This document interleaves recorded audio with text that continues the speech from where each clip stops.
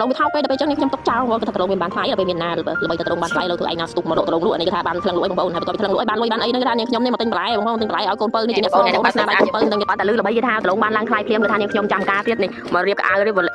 កៅបោះអីដាក់កាបូដើម្បីរុះរាន់ទៅចំការចូលទៅចំការបងប្អូនហើយថាចំការនេះខ្ញុំតឡងនេះខ្ញុំຕົកចោលបងប្អូនសត្វប្រៃដោះញ៉ុកឯនេះមកដល់ភ្លាមណាបងប្អូនខ្ញុំមកគាត់បានឡើងមកកាកូតែទោះអីដល់មកកាកូហ្នឹងគាត់ຕົកឡើង3ថ្ងៃបងប្អូននៅតឡងស្ងួតអស់ចុកឡំស្លើនេះថាស្ដាយមែនតើណាសំណាតឡងវារៀងតិចបងប្អូនតឡងមានអ្នកនៅថៃដាំហើយថាសត្វប្រៃតឡងឯនឹងប្រៃថាប្រៃច្រើនជាងដើមតឡងទៅទៀតដោយសារតែភាសាមុនតឡងវាថោកពេកដល់ពេលចឹងនេះខ្ញុំຕົកចោលគាត់ថាតឡងមានបានថ្លៃអូនហើយបន្ទាប់ពីថ្លឹងលក់ឲ្យបានលុយបានអីហ្នឹងគេថានាងខ្ញុំនេះមកទិញបន្លែបងប្អូនទិញបន្លែឲ្យកូនពៅនេះជាអ្នកបងអ្នកស្នាដៃកូនពៅនឹងជាតិយ៉ាងណាបានក្រោយ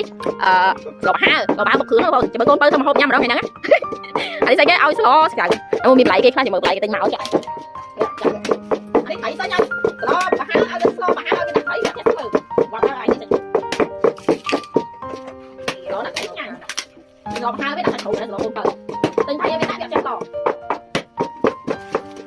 ហើយគេបន្លែបងគេបន្លែហឹងសាច់គេមកស្លោបាហាឆ្ងាញ់អត់ទៅស្លោចូលដាក់ពីពៅហើយ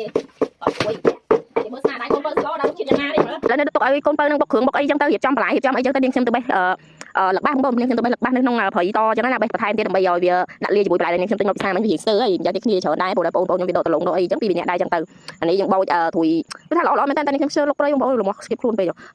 លបាសនេះកាដកតាមបន្តិចហ្នឹងបានមួយដៃប៉ុណ្្នឹងដែរបើថារោតិចទៀតបានច្រើនកាន់តែច្រើនជាងហ្នឹងចឹងតែខ្ជិលចឹងបងប្អូនរោមួយដៃចឹងទៅហើយទៅបេះម្ទេសបងប្អូនម្ទេសនេះថាម្ទេសស្អីម្ទេសល្អល្អម្ទេសអាសាប់អញ្ចឹងណានាងខ្ញុំបេះបានមួយដៃចឹងដែរទៅគ្រាន់ញ៉ាំពេលស្លោឆ្អិននេះដាក់លាយមួយទឹកប្រៃបងប្អូនអូយខ្ញុំតាមទីទូទៅតែហិនមែនតើណាម្ទេសហ្នឹងនិយាយមែនឡងហាងហ្មងដាក់មកគ្រាប់អញ្ចឹងទៅងើងលឹកជីអស់លេងហើយអានេះបេះបានមួយដៃដែរបងប្អូននេះមកបង្ហាញដៃតកែខំជុំមិញ